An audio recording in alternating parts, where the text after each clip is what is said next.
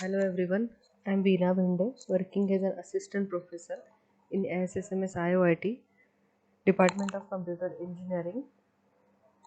Today we are focusing about generic process model in software engineering and project management.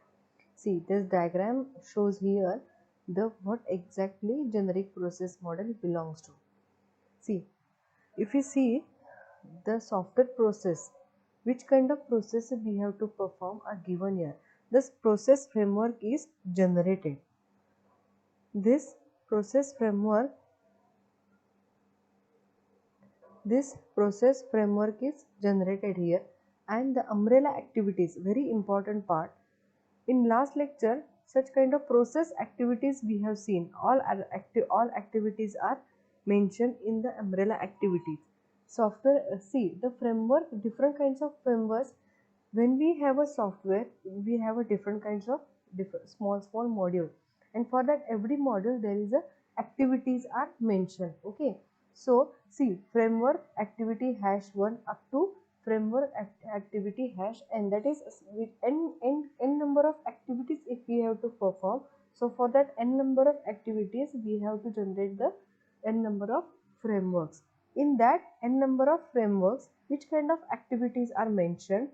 See, software engineering actions, task set, which kind of task, work product, quality assurance points, project maintenance. So project manifest. So different kind of task set. In one framework activity, there are different kinds of action, and under that different kinds of action, different types of tasks, kinds of product we have to generate. So software is nothing but a small modules, and for that small module we have to generate such type of framework activity. So it is a very basic and very important model while learning the software engineering and project management.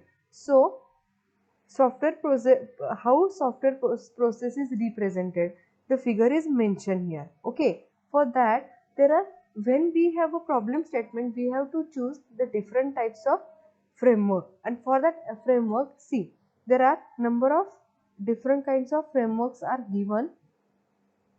The one is linear framework, iterative framework, evolutionary framework, and parallel process flows.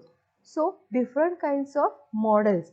Based on that, based on this flow, see if we have one problem statement and we have to achieve its product in a different kinds of ways, so we can choose accordingly the different kinds of model for that every project. So these are the types, flow types of your project management.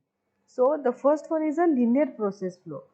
In the linear process flow, see, in the linear process flow, see these 5 stages are very basic and no replacement for these 5 stages.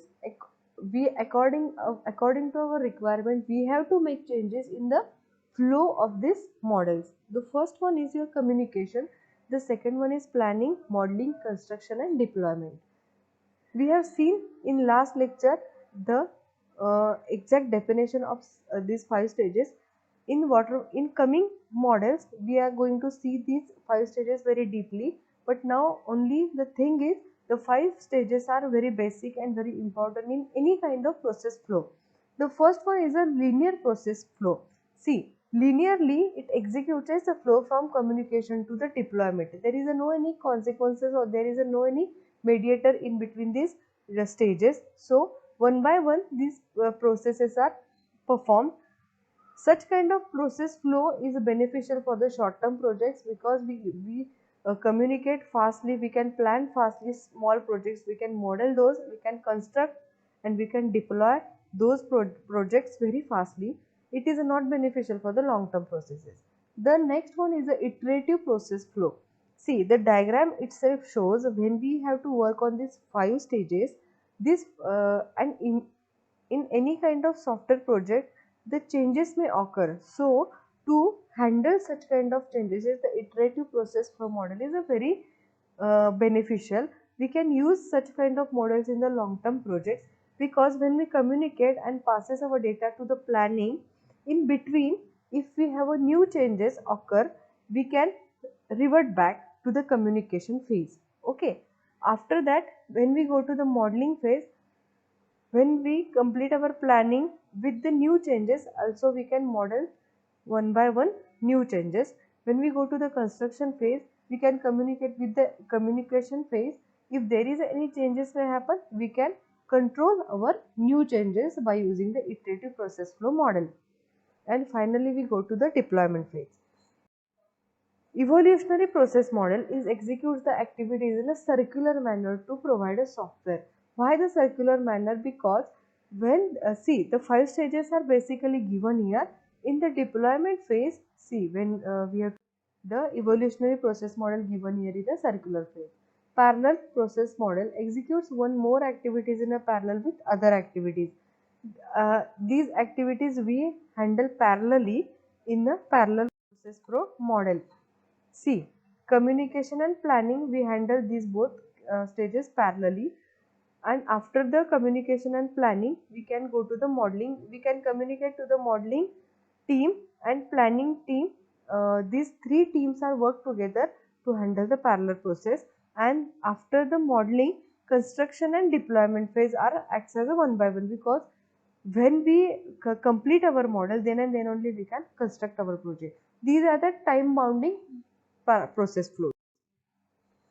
Now, the types of process models are the generic process model, the perspective process model, and the evolutionary process model. Based on the process flow, based on the requirements of the model, we can choose our type of model.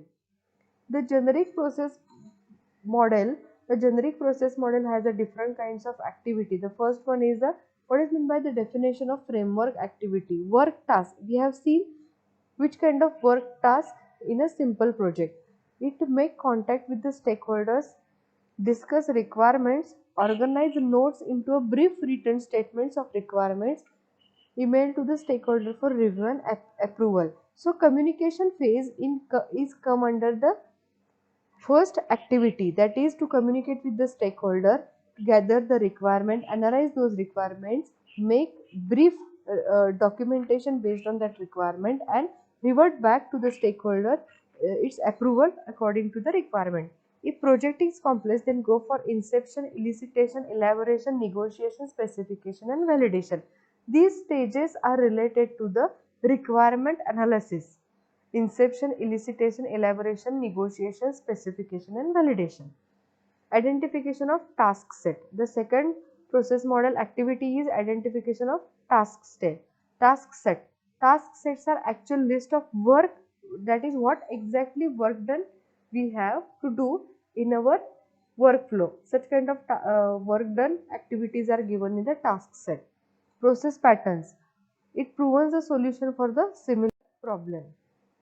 In perspective process model, it defines the prescribed set of process elements and predictable process workflow. It organizes framework activities in a certain order. Process framework activity with a set of software engineering actions, each action in terms of task set that identifies the work to be accomplished to meet the goal. So uh, our work should be in manner to achieve the deadline or goal of our project. The resultant process model should be adapted to the accommodate the nature of the specific project. Thank you.